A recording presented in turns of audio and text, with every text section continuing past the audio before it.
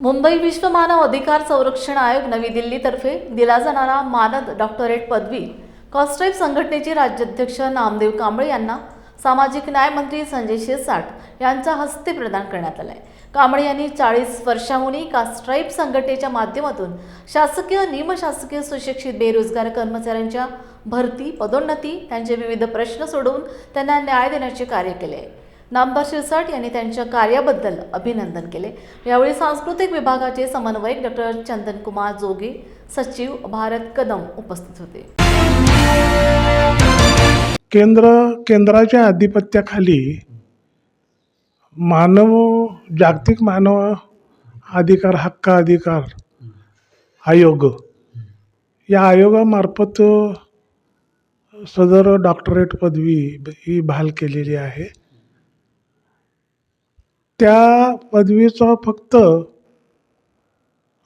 वितरण समारंभ महाराष्ट्र शासनातील मंत्री महोदय किंवा तत्सम दर्जाच्या अधिकाऱ्यानं करावा असा त्याच्या पाठीमागचा हेतू होता।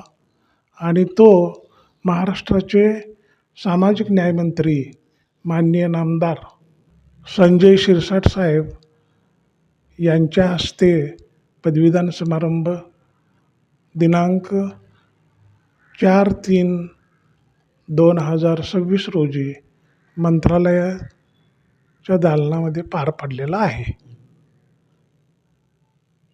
तर या पदवीच्या पाठीमागचा मूळ हेतू की गेली 40 ते 45 वर्ष मी कॉस्ट्राईब कर्मचारी संघटना महाराष्ट्र राज्य याच्या माध्यमातून शासकीय कर्मचारी, निमशासकीय कर्मचारी, विविध महामंडळातील कर्मचारी शिवाय सुशिक्षित बेरोजगार व विद्यार्थ्यांच्या शैक्षणिक सवलतीच्या संदर्भामध्ये सातत्यानं काम करत आलेलो आहे।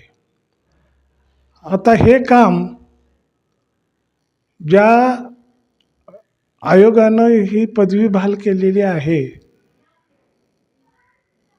त्यांना हे काम मानवी हक्क या सदराखाली बसत असल्यामुळं मानवाला त्याच्या हक्कापासून वंचित ठेवलं जाऊ नये आणि वंचित ठेवलं जात असेल तर त्याचा न्यायनिवाडा करण्याचं काम हे कॉस्ट्राईब संघटनेचे राज्याचे अध्यक्ष म्हणून माननीय नामदेव कांबळे यांनी केल्याचं दिसून येत आहे।